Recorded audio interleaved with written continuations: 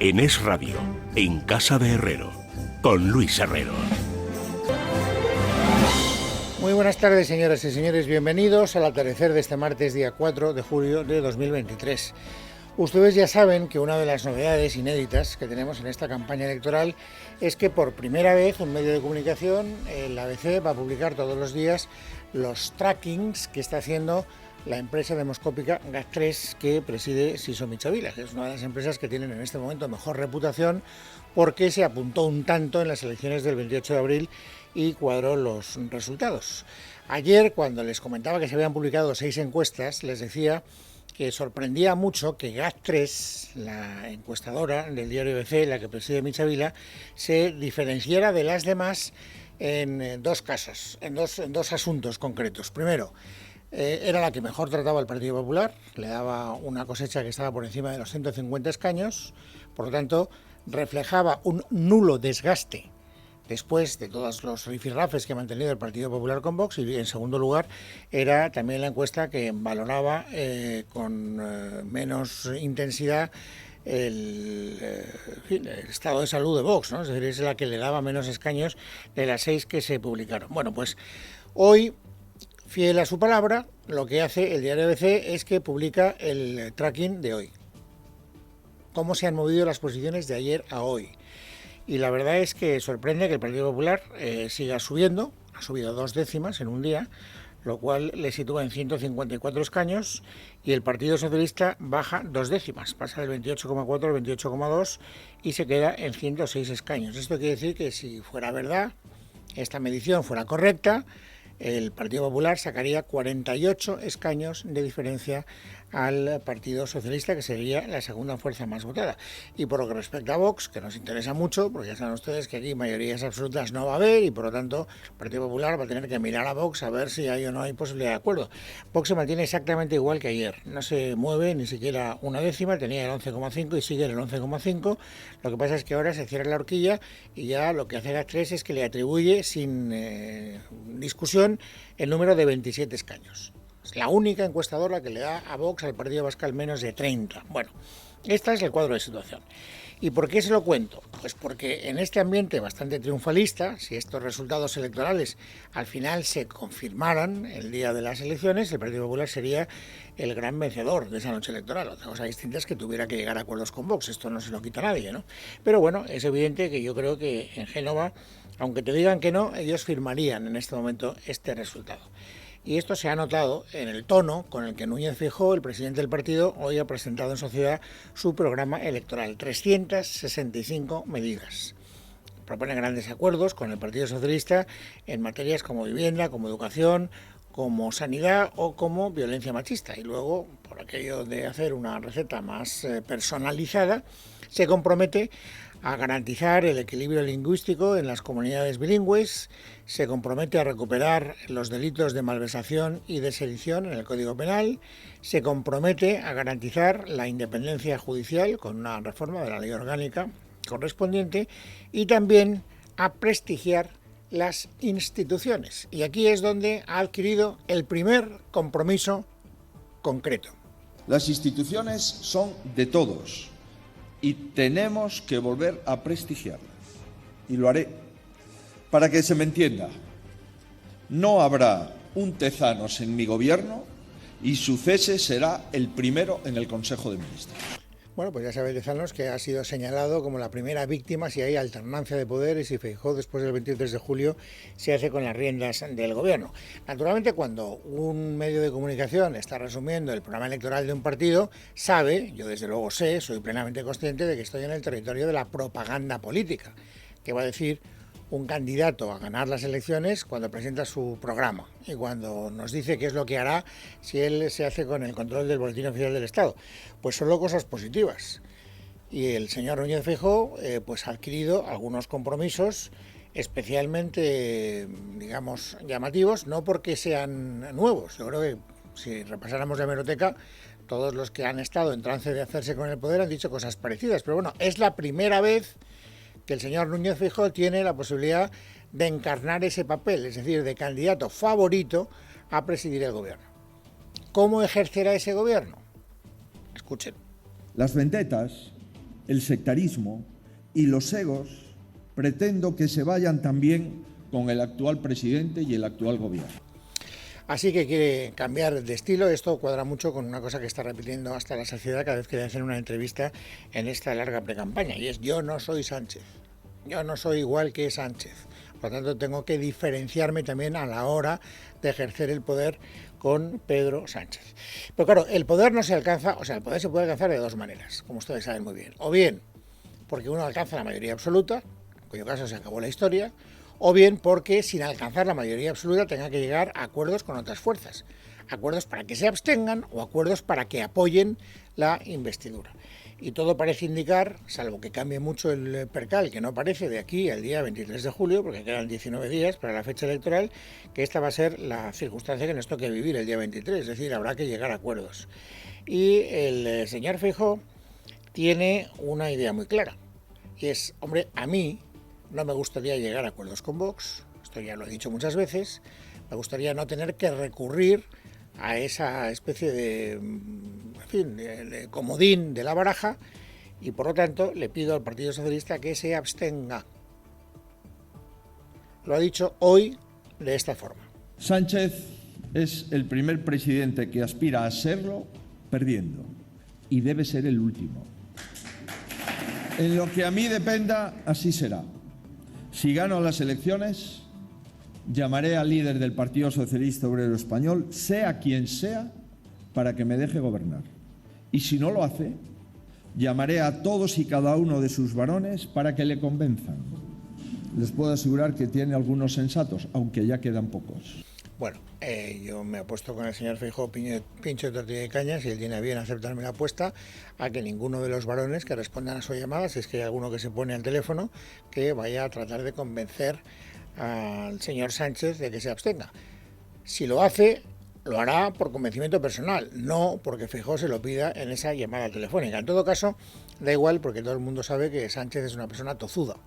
Y por lo tanto, aunque iba a decir no cambia de opinión, cosa que es mentira, cambia mucho de opinión porque él mismo lo reconoce, no miente, cambia de opinión. Luego veremos cómo hoy lo ha vuelto a decir en la entrevista en Telecinco. Pero bueno, es una persona tozuda, es una persona que cuando tiene una idea es muy difícil apearle de esa idea, es muy difícil, aunque hay otros que lo han conseguido.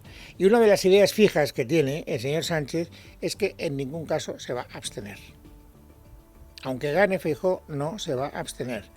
Va a hacer lo mismo, nos ha dicho hoy en la entrevista con Ana Rosa Quintana en Telecinco, que ha hecho el Partido Popular en situaciones equivalentes. Yo pedí en el año 2019, y repetí las elecciones en noviembre de 2019, pedí el gobernar en solitario. Pedí que se permitiera a la lista más votada poder gobernar. El Partido Popular votó en contra, sistemáticamente. Cada vez que el Partido Popular ha necesitado al Partido Socialista abstenerse, en una de las ocasiones, lo hizo el Partido Socialista, en contra de mi criterio, pero lo hizo. En 2019, en 2 ocasiones, el Partido Popular votó en contra. Y como el Partido Popular ha votado en contra, pues que no me pida a mí que haga una cosa distinta a la que ha hecho el propio Partido Popular. Por lo tanto, si descartamos la abstención, efectivamente tiene razón el señor Sánchez. Hoy lo ha dejado muy claro en esa entrevista en Telecinco. Solo hay 2 opciones. Si el Partido Popular empezó la legislatura pactando con Ciudadanos, hoy claramente, ayer mismo se lo dijo el señor Feijóo aquí en plató, pues si necesita al partido de Abascal, pues por supuesto que meterá a Abascal en el gobierno. Por tanto, aquí hay 2 opciones: o un gobierno progresista o un gobierno, a mi juicio, ultraderechista. Bueno, los adjetivos los pone él. Lo de ultraderechista lo ha dicho el señor Feijóo. Son interesantes, el señor Sánchez, perdón. Es muy interesante esta declaración porque, si ustedes se dan cuenta, él parte de un presupuesto. Cuando dice solo hay 2 opciones, Feijóo pactará con Abascal, lo que él considera un gobierno ultraderechista, y yo pactaré con las fuerzas de progreso, es decir, volveré a resucitar a Frankenstein. En lo que nos está diciendo, sin decirlo, pero está implícito en su planteamiento, es que él mantiene en su cabeza la idea de pactar con Bildu, de pactar con Esquerra Republicana de Cataluña, de pactar con todo el independentismo catalán y también de mantener, digamos, la relación que hasta ahora ha mantenido con todas esas 18 fuerzas políticas que han constituido sus apoyos durante esta legislatura. Es bueno que se sepa, y no lo dice, pero insisto, está implícito en su planteamiento. La gran pregunta, lo que ahora mismo todo el mundo quiere saber, es, ¿y Abascal, en el caso de que el señor Feijóo necesite el apoyo de Vox, de los diputados que saque Vox, va a ponerse estupendo y le va a pedir un precio muy alto o no? Bueno, pues hoy el señor Abascal nos ha vuelto a decir algo que viene repitiendo y conviene no perderlo de vista, porque cuando uno repite muchas veces la misma cosa, generalmente suele ser porque piensa cumplirla. Y Vox se caracteriza generalmente por cumplir lo que dice. ¿Y qué dice Abascal? Que desde luego el gratis no da nada. Pero nada es nada. Veo algo despistado al candidato a la presidencia del Gobierno del Partido Popular. De hecho, ha empezado a legislar y a emitir decretos antes de ganar las elecciones, y eso es algo preocupante. De hecho, ha cambiado el sistema de mayorías en España y ha dicho que ahora se gobierna con mayoría absoluta a partir de los 150 diputados. Nos parece una equivocación. Bueno, y él, como considera que es una equivocación y como considera que el señor Feijóo tiene que abrirse a la idea de tener que pactar con él, lo que hace es que no predica solo con la palabra, sino también con el ejemplo. Hay una comunidad autónoma, como ustedes saben, porque lo de Aragón parece que está bien encarrilado, nos contaba ayer el señor Garriga y hoy Abascal lo ha vuelto a decir, y salvo sorpresa mayúscula habrá un acuerdo más o menos próximo, yo creo que mucho antes de que acabe la semana, para constituir el gobierno de Aragón. Pero en Murcia las cosas están de una manera muy distinta. Y hoy el señor Abascal ha dicho que, aunque la repetición electoral en Murcia es la peor de las opciones, él no la descarta y no le hace ascos. Nosotros pensamos que una repetición electoral constituye un fracaso y constituye no aceptar la voluntad expresada por los murcianos, que claramente no han dado la mayoría absoluta a ningún partido y que nos han exigido el diálogo que nosotros estamos ofreciendo, con lo cual yo creo que ese es el último de los escenarios y el más indeseable, junto con otro, que es el de que a Vox se le someta a un chantaje. Todo menos que haya chantajes. Bueno, pues esto de los chantajes es interesante porque se ha establecido, no estaba en el mismo plató, no estaba en el mismo programa, cada uno hablaba, digamos, desde el foro en el que estaba, ¿no? Pero parece como que estuvieran debatiendo el señor Feijóo y el señor Abascal, porque hablaba de chantajes, ustedes lo acaban de escuchar, Abascal, y también hablaba de chantajes, aunque de otra manera, el señor Feijóo. Él sabe que si los resultados aritméticamente le obligan a pactar con Vox, no va a tener más remedio que sentarse a hablar con Vox. Pero quiere sentar ya algunas ideas previas, para que todos sepamos cuál va a ser el vademecum que va a utilizar el señor Feijóo durante esas entrevistas con el partido de Abascal. Primera idea, hablando de chantajes, esta. En una democracia la mayoría tiene la obligación de oír y tener en cuenta a la minoría. Pero añado, en una democracia, la mayoría no se puede dejar secuestrar por la minoría. Uno habla de chantaje y el otro habla de secuestro, para que se le entienda mejor. ¿Qué quiere decir el señor Feijóo? Pues lo ha aclarado a continuación, y además lo ha aclarado de una manera incontrovertible. Saben ustedes que una de las grandes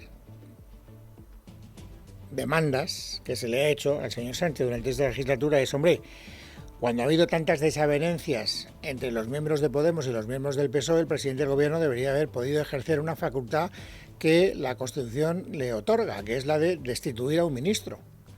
Y sin embargo usted no ha destituido a ninguno de los ministros de Podemos que ha estado poniendo chinitas en las ruedas o palos en las ruedas del gobierno. Bueno, pues hoy el señor Feijóo se ha comprometido solemnemente a no hacer lo mismo con ministros que tuvieran que sentarse en la mesa que él presida y que no fueran de su partido.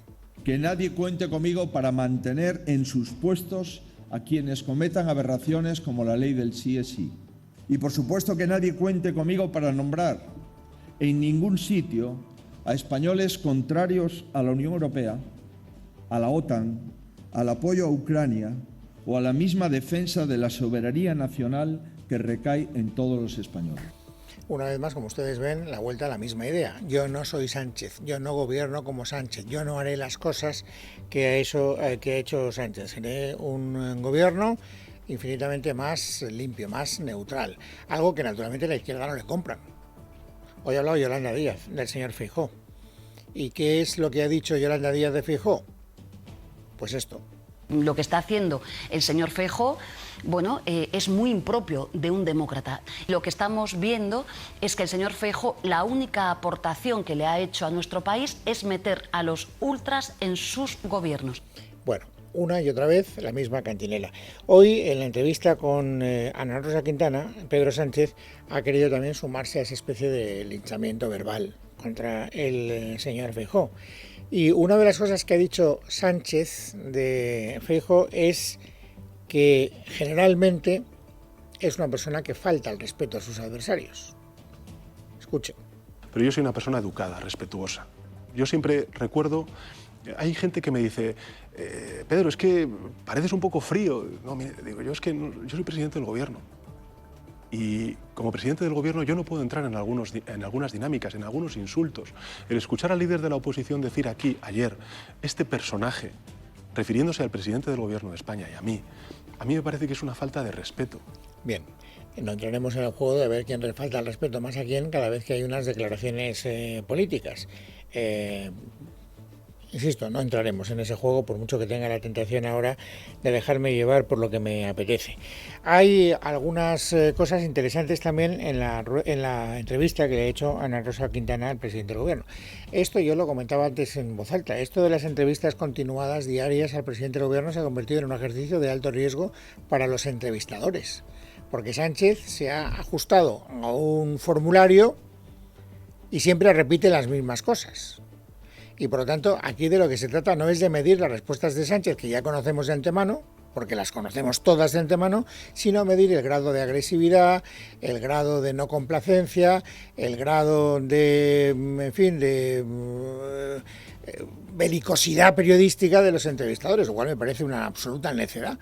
Hoy Ana Rosa Quintana por lo menos apunta un tanto, que no es poco, y es que ha sido capaz de sacarle una declaración que no le habían sacado los otros entrevistadores, porque ha sacado a colación el asunto de Marruecos, que no había salido a relucir, y ahí es donde tenemos una de las perlas del día. ¿Qué ha dicho Sánchez de su cambio de política con respecto a Marruecos? No se lo imaginarán fácilmente. Lo que ha dicho es que no ha habido cambio de política. Yo niego la mayor. Desde José Luis Rodríguez Zapatero, pasando por Mariano Rajoy como presidente del gobierno y ahora mismo yo como presidente del gobierno de España, hemos tenido la misma posición sobre el Sáhara Occidental y Marruecos. Bueno, luego tendremos la oportunidad en la tertulia de ver si esto se sostiene o no se sostiene. Esto o es una mentira o es opinable. Lo que no es un cambio de opinión. Aquí no hay cambio de opinión. O sea, si usted podría haber dicho, bueno, yo he cambiado de opinión, no he mentido, ahora con Marruecos mantengo una posición distinta, pues porque nos interesa llevarnos bien con nuestros vecinos, porque había que controlar el flujo de inmigrantes que llegaban por el estrecho, por lo que usted quiera. No, usted no ha dicho que haya cambiado de opinión, usted ha dicho lo contrario.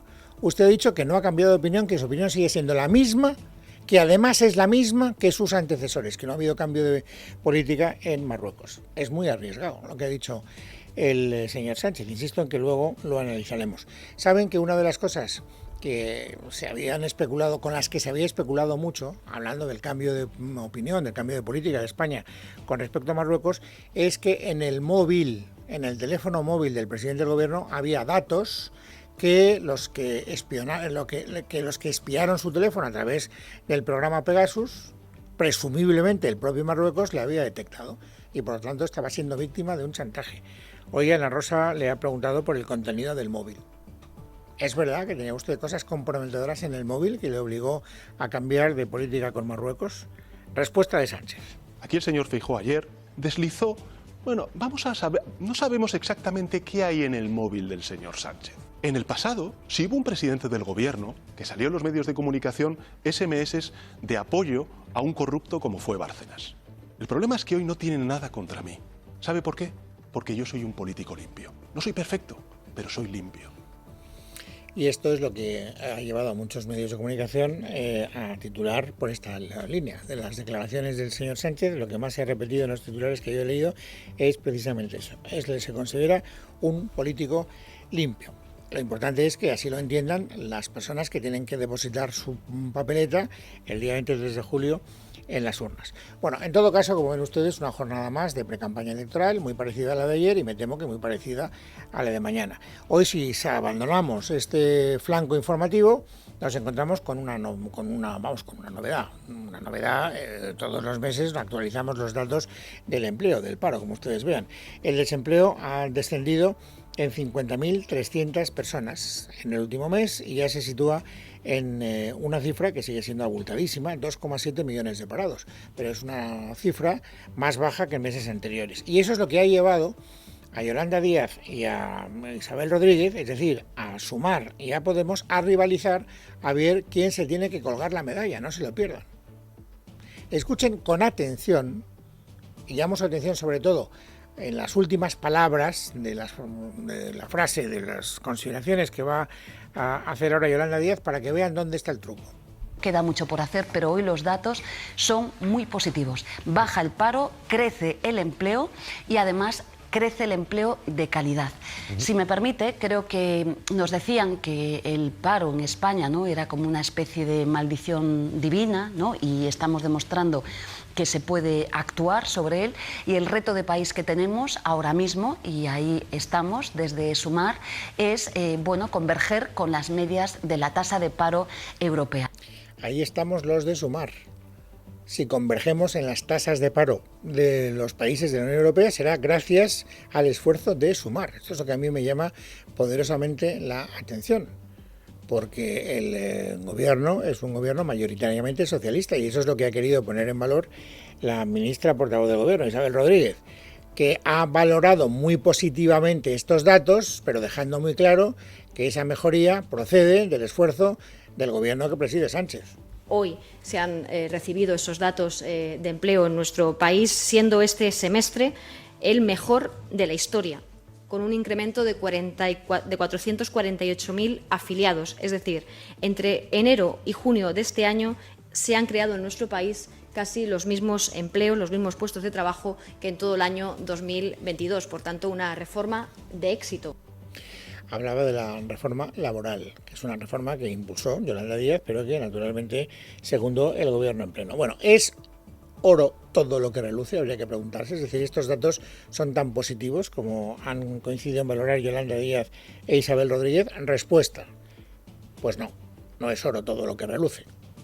Noelia Bautista. El paro ha bajado en casi 50.300 personas en junio y su total se sitúa cercano a los 2,7 millones de parados. A ello se une que la Seguridad Social ha ganado más de 54.500 cotizantes, pero esta cifra es la menor subida registrada en un mes de junio desde el año 2015, con lo que se aprecia un frenazo en la creación de empleo, ralentización que reconoce el Gobierno, aunque confía en una remontada en lo que resta de año. Borja Suárez, secretario de Estado de Seguridad Social. Yo creo que en este momento, y viendo las dinámicas que se están produciendo, pues digamos que más que hacer un pronóstico, lo que expreso es, o lo que expresaría es la confianza con la que afrontamos ese segundo semestre. Confianza, decía, en que llegaremos antes o después, ha dicho Suárez, a los 21 millones de afiliados, aunque asegura también que el ascenso de afiliados de junio es menor de lo esperado.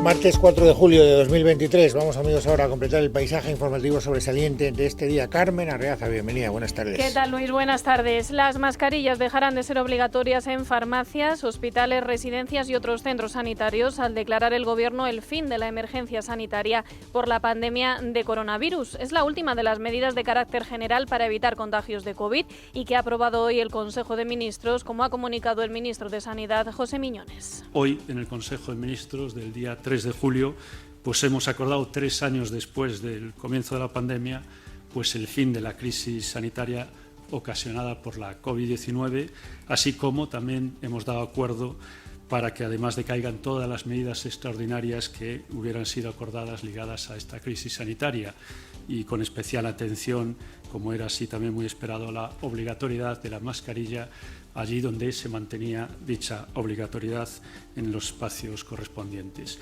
Y la ministra portavoz Isabel Rodríguez ha anunciado también este martes la aprobación de un nuevo marco contra el racismo y la xenofobia con el que frenar los delitos de odio. El Gobierno ha explicado que pretende con estas medidas prevenir e intervenir este problema social. Rubén Fernández.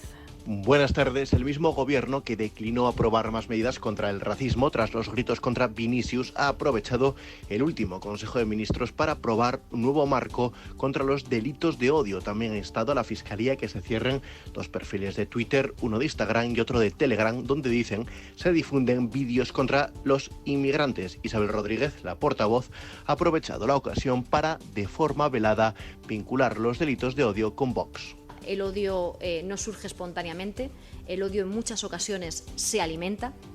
Afortunadamente son los menos y lo que el Gobierno hace también es una llamada a través de esta estrategia, de este marco, una llamada a la ciudadanía a combatirlo. El odio hay que combatirlo como una sociedad democrática que es nuestro país. También ha tenido palabras contra la lona de Desokupa en el centro de Madrid. Afortunadamente son los menos, ha añadido Rodríguez. De vuelta al panorama electoral, la coalición Sumar, liderada por Yolanda Díaz, ha fichado a la escritora Elisabeth Duval como su portavoz de feminismos y derechos LGTBI. Leticia Barquín. A su corta edad, 22, cumplo los 23 en agosto. Y como una persona de referencia en el colectivo trans, la escritora y filósofa Elisabeth Duval se incorpora al equipo de campaña de Yolanda Díaz como portavoz en materia de feminismo, igualdad y derechos y libertades LGTBI. De esta forma se llena el vacío en esta área que había dejado la ausencia de Irene Montero. Preguntada en La Sexta sobre si el feminismo debe ser confrontación y combate al estilo del Ministerio de Igualdad actual, Duval defiende el diálogo. Mis posturas siempre han estado constantemente proponiendo una solución que pasaba por el diálogo, que pasaba por el debate, por considerar que todos los debates son legítimos y que todos los debates pueden darse. Duval, a la que hemos visto en el acto de Magariños y este fin de semana junto a Díaz en el desfile del orgullo, ha sido blanco de los dardos de Pablo Iglesias. Cree en la necesidad de ofrecer un horizonte de certezas, aunque por el momento Sumar no ha desvelado propuestas concretas en esta materia durante el mes de precampaña. En redes sociales, la portavoz de Feminismo ha agradecido a Díaz haberle permitido dar este paso, aunque recientemente afirmó en su perfil de Instagram que no aceptaría ningún cargo de un partido político. Y en Extremadura, los comicios autonómicos del pasado 28 de mayo se cobran su primera gran víctima de los pactos postelectorales. El socialista Guillermo Fernández Vara, presidente de la Junta durante las 2 últimas legislaturas, deja la primera línea política tras confirmarse el acuerdo de gobierno de PP y Vox en la región. No voy a ser ni presidente, ni voy a ser líder de la oposición, ni seré a partir del otoño secretario general del partido y por tanto eso es lo que hasta ahora tengo claro, el resto está todo por decidir, por eso está más claro que el agua. De hecho, el intento de investidura de Fernández Vara, que tenía que iniciarse mañana miércoles, decae y la presidencia de la Asamblea extremeña prevé la investidura de la popular María Guardiola para el 13 y el 14 de julio. Mar Escobar, buenas tardes. ¿Qué tal? Buenas tardes. La presidenta de la Asamblea de Extremadura, Blanca Martín, ha dado a conocer que elevará la propuesta a la mesa y a la Junta de Portavoces que el pleno de investidura de María Guardiola como candidata a ser investida presidenta de la Junta de Extremadura sea los días 13 y 14 de julio. Al presentar la popular esta misma mañana su candidatura formal, escuchamos a Guardiola. Nosotros lo que estamos deseando es ponernos a trabajar porque a esas urgencias que tienen nuestros vecinos se le suma la política de brazos caídos de la Junta de Extremadura, que está confundiendo lo que es un gobierno en funciones con un gobierno de vacaciones. En estas reuniones, el presidente de la Junta en funciones y secretario general del PSOE de Extremadura, Guillermo Fernández Vara, ha solicitado formalmente además la retirada de su candidatura y trasladaba a los medios de comunicación su intención de abandonar la primera fila de la política regional. Recordarles que el calendario para la investidura ha tenido que ser modificado tras la firma del acuerdo para la gobernabilidad de la región de la popular María Guardiola con el dirigente de Vox, Ángel Pelayo Gordillo. Cambiamos de asunto. La Guardia Civil ha detenido este martes a Marco Antonio Navarro Tacoronte, el intermediario que da nombre al caso mediador por delitos de estafa y de hurto. El arresto se producía a las 4 de la madrugada en un hotel de vecindario, ciudad del sureste de Gran Canaria, y tras notificarle el juez la apertura de juicio oral contra él, ha sido puesto en libertad. Y sepan también que los funcionarios de justicia han suspendido la huelga hasta después del 23 de julio, cuando ya haya nuevo gobierno, pero avisan de que el conflicto continúa. Raúl Martí. Así lo ha comunicado esta mañana el Comité de Huelga a través de un comunicado en el que explican que han llegado a un acuerdo por unanimidad para suspender el paro indefinido que comenzó el pasado 17 de abril hasta que haya un nuevo gobierno. Los funcionarios llevan meses luchando para que se cumpla el incremento de 450 euros mensuales que los ministerios de Justicia y Hacienda acordaron con los letrados de la Administración de Justicia. Sin embargo, el acuerdo con los letrados no representó el importe total pactado. Las cifras quedaron por debajo de los 200 millones de euros que reclaman los funcionarios para conseguir una subida hasta los 430 euros brutos al mes. Tras la última reunión, el comité ha comunicado que esperará los resultados de las elecciones del 23 de julio para reanudar las conversaciones. Y a esta hora la policía continúa buscando al asesino de la mujer de 61 años que fue apuñalada ayer en el interior de su establecimiento de venta de ropa en la plaza de Tirso de Molina de Madrid. Jesús Sánchez. De nacionalidad española, Concha, que tenía 61 años, estaba detrás del mostrador de su tienda desde hacía más de 2 décadas y ayer, 15 minutos antes de echar el cierre para irse a comer, era agredida mortalmente después de recibir varias puñaladas. Los vecinos de la zona no aguantan más la sensación de inseguridad. Quiero salir de mi casa y volver tranquilo, que no me ocupen la casa, que no vendan droga debajo de mi casa y que los niños puedan jugar en los parques del barrio. Que todos los putos vecinos salgamos a la calle un día, que es que no aguantamos más. La vicealcaldesa de Madrid, Inmaculada Sanz, afirma en declaraciones a Telemadrid que pedirán más presencia policial. Yo creo que lo importante y lo que deben saber los vecinos es que, por supuesto, vamos a seguir intensificando la presencia policial, también demandando a la Delegación de Gobierno y a Policía Nacional, que es quien tiene las competencias fundamentalmente en materia de seguridad, que incremente su presencia en esa zona y, por supuesto, que tenemos que atajar estas situaciones. Durante el año 2022, en la Comunidad de Madrid se registró la tasa de criminalidad más alta de los últimos tiempos, con 46 homicidios.